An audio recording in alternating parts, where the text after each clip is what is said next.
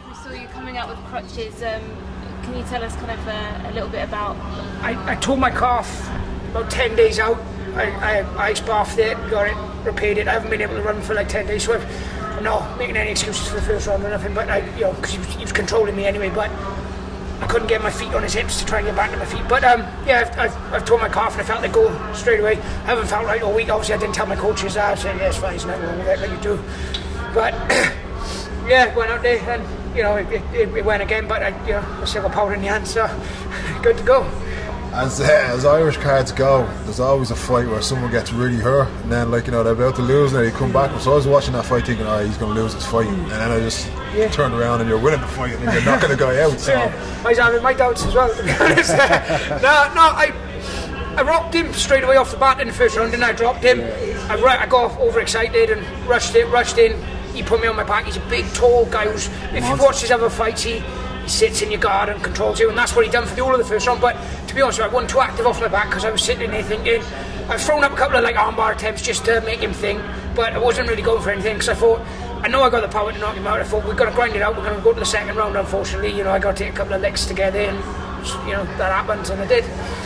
It's been 2 amazing wins for Welsh fighters today. How do you see the future of MMA in Wales, and what about potential UFC events in Wales? Yeah, well, it's all better talent. It's like obviously it happened with Ireland, didn't it? Obviously Ireland got some brilliant fighters, and then as soon as the rise of Conor McGregor come, they could see how good the guys were. But now you're seeing 2 guys that have came in and had 2 good wins. Maybe they'll start looking over at us and thinking, and then when they sign a few more guys, they're going to start thinking, what? If we're going to put a show on, if you only got to look at social media to see the reaction that me and Brett had, to realise that it's a massive sport in Wales already, so let's get one over there. Did you watch Brett's fight? And was that an inspiration for you? Brett, I've known Brett for years and years. We don't train in the same gym, but we affiliated, and our clubs train together and do little bits. So I was buzzing from him. We was in the same changing room at Western Black when he went out, and I was over the moon when he got the win. So. Can you remember what was going through your head just before that amazing sequence of punches towards the end? I honestly felt in the second round I knew he was going to come for the takedown, so I had the measure of him. Unfortunately on the first one, like you do get excited, you rock someone, you think you're going to jump on him and knock him out, but I wanted that 10-second knockout. That would have definitely been 50G, wouldn't it? But so I got too excited and I had to grind it out in the first round. Take a bit of a tune in and then get up and do the business in the second. So you waited a long time for this to call up to the UFC. Then how did it live up to expectations? I imagine you've enjoyed it quite a bit. Yeah. Like I say, I'm one of the most experienced guys on the card. I've always wanted to say this. I've had as many professional fights as I've had birthdays right now. So it's, what I mean. I'm one of the most experienced guys on the card. I've been around forever. I've won every title outside of the UFC. What I mean. I felt it was my time, and I think people talk about the UFC jitters. This week, I've enjoyed every second of it. From all the things, signing the posters, people hate it. I was just sat there with a big smile on my face. I couldn't wait, So it's just, it's an amazing feeling. I just want to say thanks to my coach Richard Shaw. You've been with me for coming on 12 years now, and I was just having my eyes stitched backstage, and he just broke down in tears. Honestly, God, I'm like the least emotional man in the world, and he nearly had me crying. You know what I mean? It's like. It was amazing. It was, so I can't thank my coach Richard Shaw enough. And what's next, Jack? I want to get on the London card. I like travelling, so if they want to give me a different card, I'm happy with that. But if they want to put me in London, I'll take a ton of Welsh fans up. It's a bit easier than Belfast. It was a good night. So there was a couple of guys back here that thought that the fight should have been stopped a little bit earlier. What did you think? I felt it. Do you know when I jumped on him the second his head was down and I threw a couple of shots? He was obviously thinking about defending himself, but he was hurt. I could see him, because when he dropped the final time, I didn't really even hit him. He was already gone from the other shots. He sort of fell. And it's weird. As well as being the least emotional guy, I'm the least aggressive guy. So me and him have shook hands about 50 times this week and just walking around with friendly. So I didn't want to go in there and try and just pound on him. But when it's fight time, you do. So yeah. What were you expecting when you came into the fight? Obviously, you had the big punch at the start of the round. It looked like you had him in rock pretty early. He took you down in the second round, kind of back and forth, and then you knocked him out. What were you expecting going into the fight? Did you see it coming like that? If you've watched any of my fights, I've finished 18 of 21 wins. And I didn't make my nickname up there. Other people call me it because of my knockout wins and that.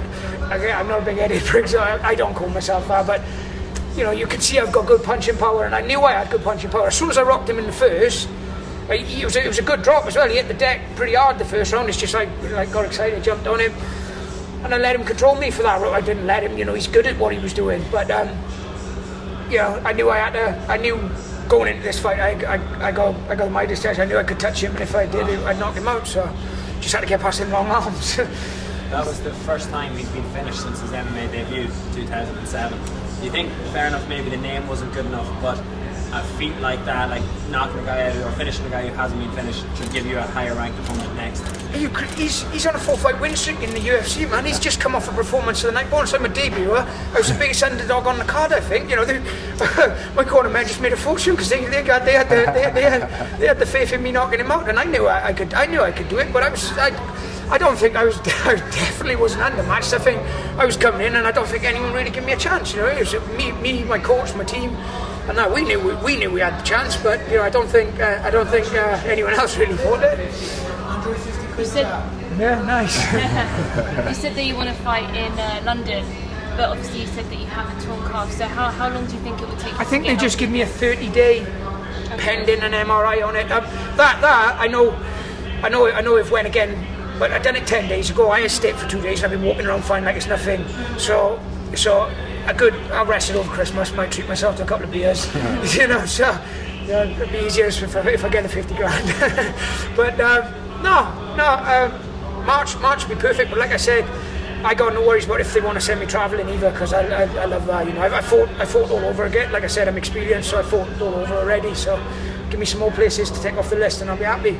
If you're looking for the fight in London, is there anyone in particular you like? Any English guys? A couple of guys coming off some big wins from UFC 204. Is there anyone in particular you'd like to fight next? Oh yeah, Bisping, man. Yeah. He come off a pretty big win, and I suppose. No, I'm not a guy to call anyone out. You know, I'm working my way up the rankings of fight, and some people might think it's boring because I'm not going. I want to fight this idiot or whatever, but it's just not in me. You know, so give me the next guy. Give me someone in the top 10 if you want to. Give me someone I'll fight anyone. You know what I mean? And like I said earlier, I said, you know, if someone had dropped out of the main event and they said, Jack, you're up, I was thinking, let's go. You know, but that's the guy I am. So whoever Joe Silver and the rest of the UFC team say, I'll fight. And did the calf injury hinder your weight? Because I know usually a lot of guys who, if they damage their legs, if they like to run to cut weight or anything like that, was it a tough week for you without having the calf properly? Really, luckily, I was due to defend my Cage Warriors belt on the 15th of October, and I got signed like a week before it, so I was nearly on weight. And luckily, physically, I'm in the best shape I've ever been in, and I'm normally a fat lad, like, so.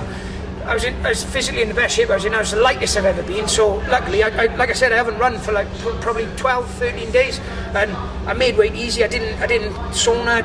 I had 1 hour off in the morning. Made weight very easily. If I was back the fat kid I was a couple of months ago, I pulled my calf like I did 10 days out, the fight would have been off. So luckily, I'm going to stay in shape from now on and be ready for either the early call up or if something did go wrong and you know I got to rest. I can. A lot easier said than done when Christmas is coming up, but I'm sure you're going to enjoy a few beers. I'm making no promises. Yeah, definitely going to might treat myself to a couple of Guinnesses tonight. You know, we're in Ireland, aren't we? So yeah, where's the best place to go? Not from Belfast, but I'm sure we'll find out for you. Yeah, good. Thank you, lads. Thank you. Cheers, man. Thanks a lot, man.